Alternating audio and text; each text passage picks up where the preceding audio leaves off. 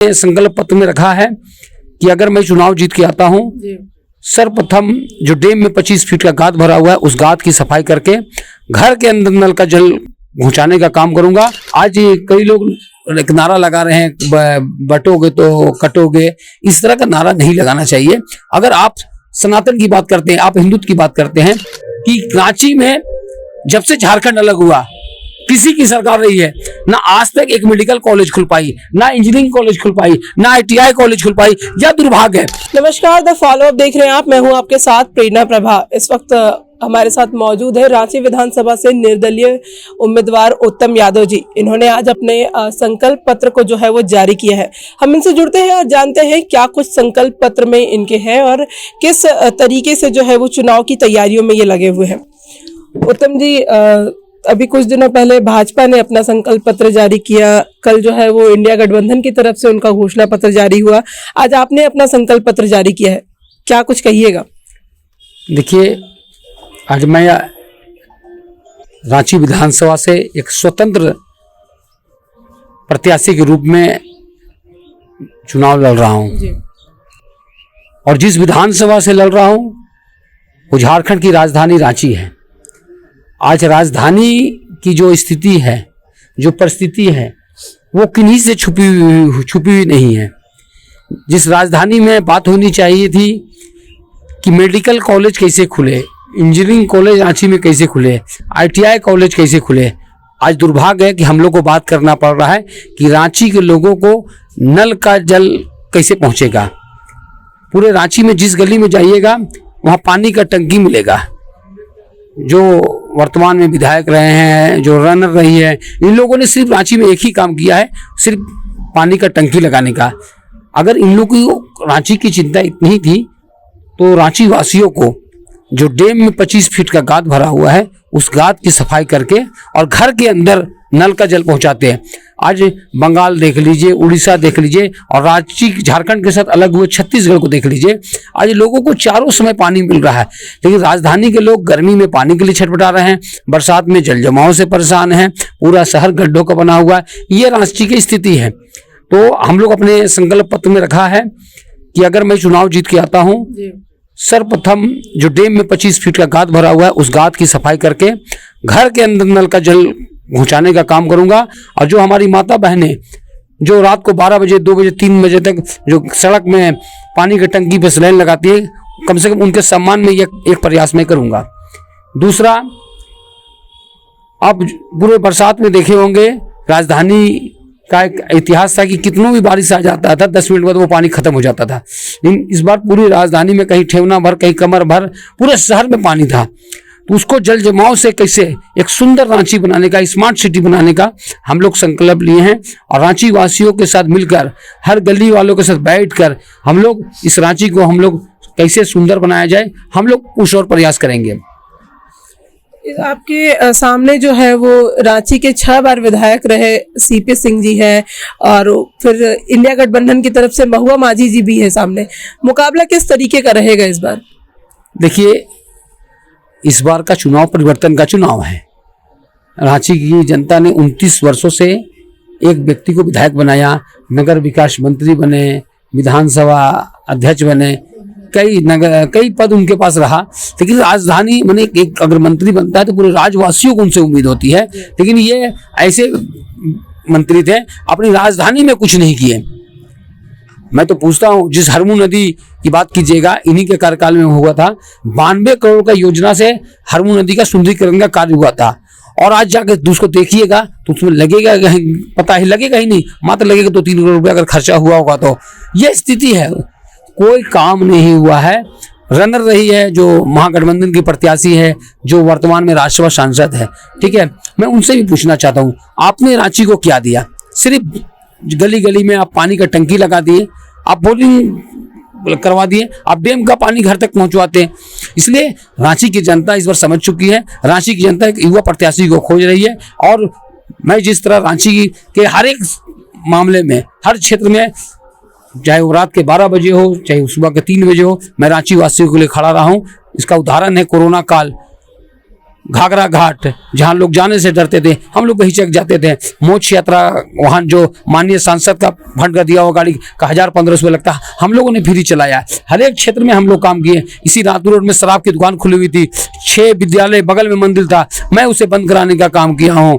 जब बालासोर रेल हादसा हुआ था यहाँ उड़ीसा में, यहाँ से 500 किलोमीटर की दूरी में थी, हम लोग वहां जाकर सेवा देने का काम किए थे। तो हम लोग हर एक क्षेत्र में हम लोग समाज के लिए हम लोग खड़े रहे हैं, समाज के लिए कार्य किए हैं, और इसी के तहत जनता मुझे प्यार और स्नेह दे रहे हैं। बोले नहीं, इस बार एक युवा प्रत्याशी को लाएंगे और जिसका विकल्प एक निर्दलीय के रूप में उत्तम यादव दिख रहा है। और अब वो समय चला गया, अब चुनाव चिन्ह पे नहीं, अब चुनाव चिन्ह पे वोट नहीं पड़ेगा, अब प्रत्याशी पे वोट पड़ेगा। और आपको दिखेगा जिस तरह लोग मेरे से जुड़ रहे हैं, इस बार रांची विधानसभा में एक लकीर खिंचाएगी।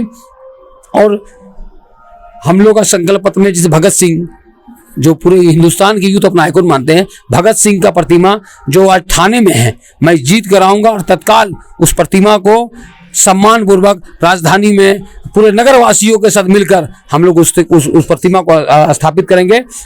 कोरोना काल की मैं बात करता हूं, अगर रांची में गिने चुने मंदिर, पहाड़ी मंदिर, दुर्गा मंदिर, मेन रोड का राम मंदिर, गिना चुना मंदिर है जो बड़ा मंदिर है, उसमें मैंने पुजारियों की स्थिति देखी। आज कई लोग एक नारा लगा रहे हैं, बटोगे तो कटोगे, इस तरह का नारा नहीं लगाना चाहिए। अगर आप सनातन की बात करते हैं, आप हिंदुत्व की बात करते हैं, तो जो पुजारी कोरोना के समय भूखे मल रहे थे, उनको कोई देने वाला नहीं था, और लाइन में नहीं लग सकते थे, तो हम लोग अगर आते हैं तो हम लोग अगर जरूरत पड़ा तो विधानसभा में, जरूरत पड़ा तो सरकार के छाती में चढ़कर, सरकार किसी की रहे, छाती में चढ़कर मदरसा के तर्ज पर जो हमारे छोटे छोटे मंदिर है पूरे झारखंड के सभी मंदिरों के पुजारियों को हम लोग उसको मानदेय दिलाने का काम करेंगे। चाहे वो पुजारी हो, चाहे वो पाहन हो, ये दोनों तबका को हम लोग या सुविधा हम लोग दिलाने का काम करेंगे। क्योंकि स्थिति इनकी बहुत अच्छी थी। बहुत से रांची में सैकड़ों मंदिर है जहां पर 50 रुपया 100 रुपया भी चढ़ावा नहीं चढ़ता है। इसलिए उन पुजारियों के सम्मान में, जो हमारे सनातन धर्म को बचाए हुए, जो हमारे हिंदू धर्म को बचाए हुए, उनके लिए हम लोग संघर्ष करेंगे। एक महिला वर्ग को जो है डैम का पानी घर तक पहुंचा करके जो है वो आपने सम्मान देने की बात की। युवाओं का एक वर्ग जो है वो काफी रोजगार को लेकर के काफी परेशान है, और बेरोजगारी आप समझ रहे हैं कि किस तरीके की जो स्थिति हो जाती है, उसे लेकर के क्या कहेंगे? देखिए, प्रमुखता से इस मुद्दा को हम लोग रखे हैं। सीजीए परीक्षा का भी पेपर लीक हुई थी 21-22 सितंबर को, ठीक है। तो अगर हम लोग आते हैं तो इसमें कठोर कानून बनाएंगे। कठोर से कठोर कानून कैसे बने, कैसे हमारे नौजवान को जो ये 1000 रुपया 2000 रुपया का प्रलोभन दिया जा रहा है, इससे समस्या का समाधान नहीं होगा। हम लोग प्रयास करेंगे कि हर घर के नौजवान को जो पढ़ाई लिखाई कर आए हैं उनको कम से कम नौकरी मिले, ये हमारी प्राथमिकता होगी। और उसके साथ ही युवाओं के साथ ही जो हमारे आज के युवा जो चरस, अफीम, ब्राउन शुगर, डेंडाइट, कोरेक्स के चपेट में हैं, जो इस नशा के कारोबार करते हैं, वो पकड़ाते हैं, 15 दिन के अंदर छूट कर आ जाते हैं जेल से। उसके लिए सदन में एक कठोर कानून बनाऊंगा और उसे सख्त से पालन कराने का काम करूंगा, ताकि हमारे नौजवान जो भटकाव है उसके भटकाव को रोका जाए। और गली गली मोहल्ले जाके लोगों के साथ बैठक करूंगा। जिस तरह चुनाव में सभी प्रत्याशी लोग जो वोट मांग रहे हैं, कोई कह रहा है कि हम आज 15 किलोमीटर चलें, कोई कहता है 20 किलोमीटर चलें। अगर आप इन बच्चों को बचाने के लिए, किसी घर के बच्चों को बचाने के लिए अगर प्रयास करते हैं तो कितनी खुशी की बात होती। तो हम उन नौजवानों को बचाने के लिए चुनाव के बाद भी मैं गली गली जाके बैठकें करूंगा, सभाएं करूंगा, ताकि इस नशा को जड़ से राजधानी और झारखंड से फेंका जाए। पेपर लीक भी इस वक्त झारखंड का जो है वो एक बहुत बड़ा मुद्दा बना हुआ है। कुछ दिनों पहले नीट का एग्जाम हुआ था, उसमें भी पेपर लीक हो गए थे। उसके बाद जो है वो जेएसएससी सीजीएल का भी परीक्षा होती है और उसमें भी जो है वो पेपर लीक हो जाती है। अभ्यर्थियों का काफी समय बर्बाद हो रहा है इन सब में। देखिए, नौजवान भटक रहे हैं, नौजवान परेशान है भाई। झारखंड गरीब प्रदेश है, उसके माता पिता कितनी मुश्किल से अपने बच्चे को पढ़ाते हैं, और वह बच्चा पढ़ाई करके नौकरी के लिए दर दर भटक रहा है। और लगातार चाहे वो जेपीएससी की जितने एग्जाम को बात कीजिए, सारे एग्जाम मतलब भ्रष्टाचार से लिप्त रहे हैं, और आज भी यही हो रहा है। कोई इस और आवाज नहीं उठा रहा है। हम लोग उन नौजवानों के लिए, रांची के नौजवानों के लिए, झारखंड के नौजवानों के लिए सदन से लेकर सड़क तक लड़ाई लड़के सशक्त कानून बनाएंगे, ताकि हमारे नौजवान के साथ, आने वाले पीढ़ी के साथ कोई खिलवाड़ ना कर सके। यह हमारी प्राथमिकता होगी। जहां बात होनी चाहिए थी कि रांची में जब से झारखंड अलग हुआ किसी की सरकार रही है, ना आज तक एक मेडिकल कॉलेज खुल पाई, ना इंजीनियरिंग कॉलेज खुल पाई, ना ITI कॉलेज खुल पाई। यह दुर्भाग्य है। आज हम लोग को चर्चा करना पड़ रहा क्या, तो नाली का पानी, खराब सड़कें, घर में नल का जल नहीं पहुंच रहा, ये आज हम लोग बात करना पड़ रहा है। कितनी दुर्भाग्य की बात है। अगर किसी गांव कस्बा का बात होता तो स्वीकार कर लेते, राजधानी की बात है, लेकिन मजबूरी है, राजधानी वासी परेशान, इसलिए हम लोग बात कर रहे हैं।